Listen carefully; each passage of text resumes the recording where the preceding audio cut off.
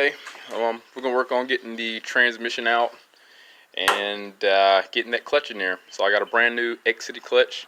I got a new release bearing. I'm gonna drain that clutch fluid while I'm down there, and we get some new fresh fluid in there.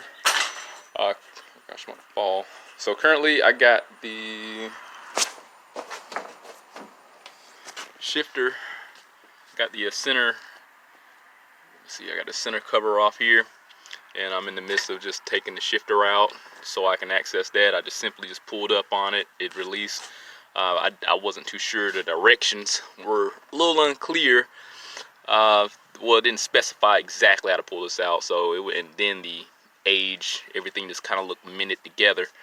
But I just simply pulled that center portion out, and it looked like some 12mm fasteners down there. I'm just gonna pull that shifter out. There's two right here.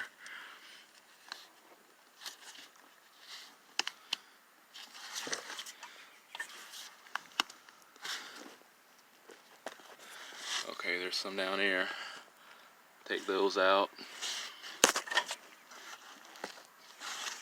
So it looks like I can just pull that out, and then I can pull the actual shifter out. So when I do drop it, I ain't gotta worry about the whole shifter coming out. Damn scam calls. But for the moment, it's gonna probably take about another 2 hours. I'm gonna go ahead and get the axle, the drive shaft out, and then get all the necessary fasteners. I need two out, get the crank sensor out. I briefly read over some of the directions, but I mean, it's pretty much gonna be cut and dry. So just like any other one, I just want to make sure there was nothing that I wasn't missing. Looks pretty tight over here. But once I get the starter out, all the hydraulic stuff is over here on the passenger side. Is for the slave cylinder.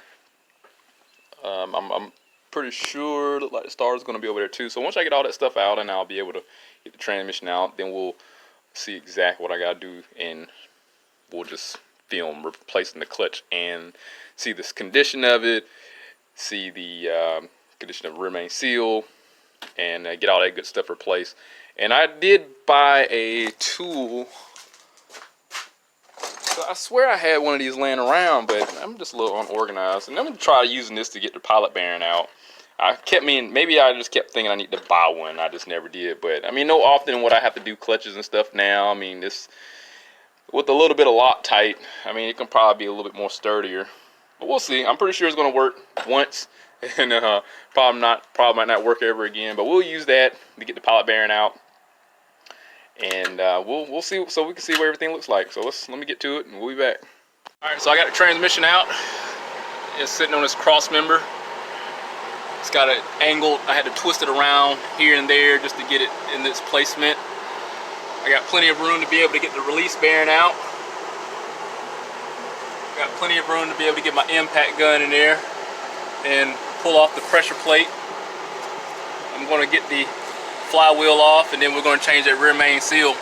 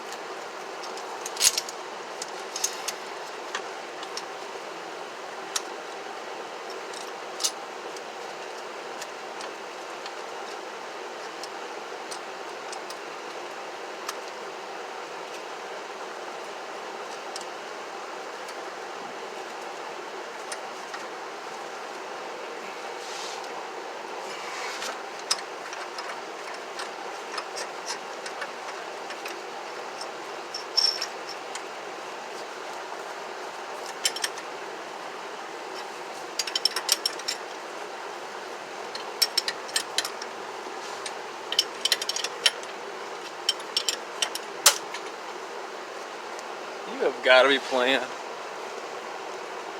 The tool broke.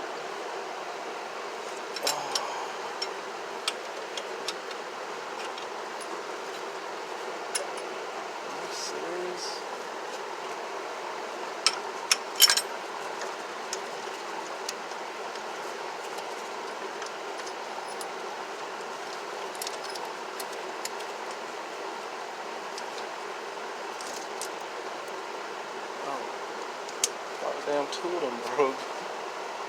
Oh.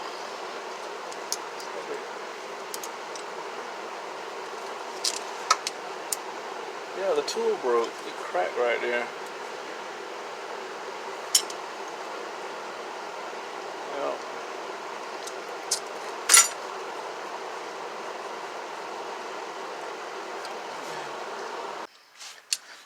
So I had to get creative.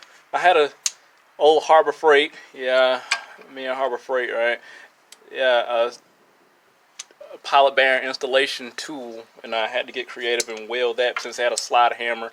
It was a smaller one. This tool right here, a pilot bearing installation tool, came from O'Reilly's. It's a loaner. I'm just going to go ahead and buy it, but I'm confined on space, so I'm going to try to use this with the slide hammer I made, and that should just give me just enough room to get this in here. And hopefully I didn't flare out that bearing inside of there to where it's even more stuck. But I had issues with the other one. It wouldn't let me see if I can get that in there like that. No, hopefully. Okay, there we go.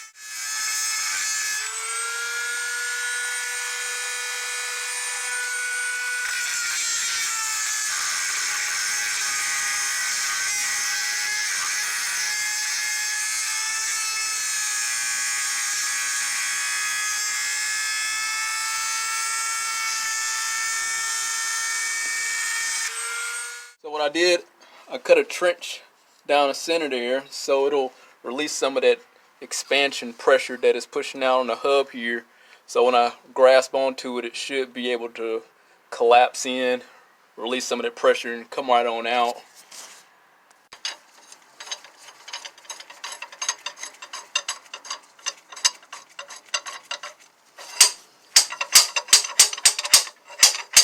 There you go. So luckily, when I was grinding up in that old pilot bearing, and just cut a small like hairline little trench up there, but that's not a big deal because we put a new bearing in there anyway, so we're good. I got like a small film with anti-seize on it, as if that's gonna do anything.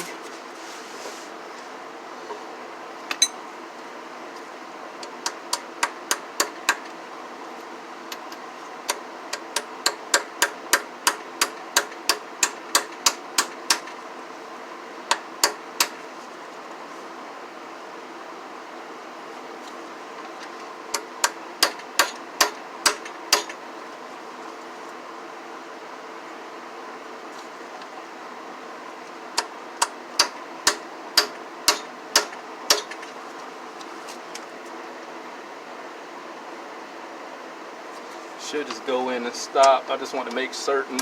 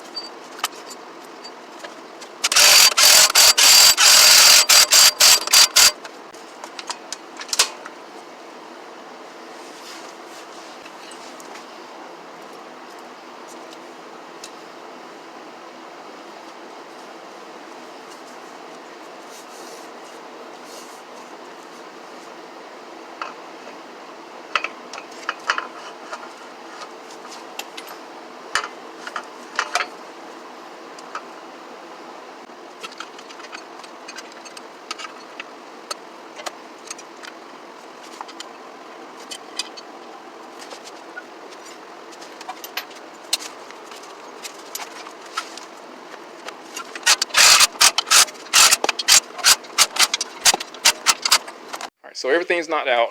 Got the clutch in there. It runs fine. It don't run the greatest engine wise. I mean, it runs. It runs. I'm kind of questioning the head gasket a little bit. It seems like it's putting air pressure in the coolant system, but it still runs perfectly normal. Head gaskets blow in so many ways. But it's $100 truck. I mean, what do one expect? You know, hopefully it's used for short distances, and as long as it holds coolant, you know, we'll see. Anyway, unfortunately, well, I shouldn't have high expectations for Harbor Freight. I mean, what do I expect them? I don't expect them to have like such high quality tools. So I got an Everlast. I think I said OTC before, but this is an Everlast pilot bearing removal tool. Most of the stuff I get from O'Reilly's is going to be Everlast, like the slide hammer I got. I mean, that's a Everlast product also, so it makes sense why it worked. This is like it double size, it's dual size, so you can put a larger slide hammer in there and a smaller one. I got like a 26 pound or something like that I was using to pull this bearing out with. So like I said, I cut it down in the center there just to open that void up so it'll collapse in itself and so it'll free itself. So the Harbor Freight pilot bearing removal tool, I mean, it could work a lot better. I think it's just the material is just crap. I mean, it's very light.